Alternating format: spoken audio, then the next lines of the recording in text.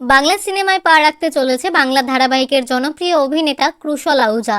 তার বিপরীতে নায়িকা হিসেবে কাকে দেখা যাবে জানলে আপনি চমকে যাবেন। বর্তমানে কুশল হিন্দি ধারাবাহিকে তার অভিনয় দক্ষতা দিয়ে রীতিমতো জনপ্রিয়তা অর্জন করে নিয়েছেন। বহুদিন অবশ্য বাংলা ধারাবাহিকে তাকে দেখা যায়নি। বাংলাতেও তার জনপ্রিয়তা কিছু কম নয়।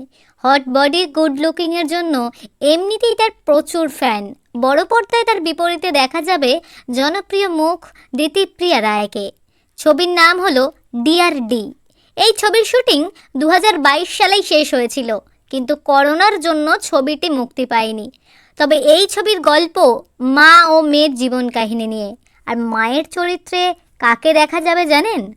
মায়ের চরিত্রে দেখা যাবে টলিউডের জনপ্রিয় নায়িকা শ্রাবন্তী চট্টোপাধ্যায়কে। মা ও মেয়ের ভূমিকায় দেখা যাবে শ্রাবন্তী চট্টোপাধ্যায় ও দিতিপ্রিয়া রায়কে। ছবিটি খুব তাড়াতাড়ি মুক্তি পেতে চলেছে। এই প্রথম কুশল ও দিতিপ্রিয়াকে একসাথে পর্দায় দেখতে চলেছে মানুষ।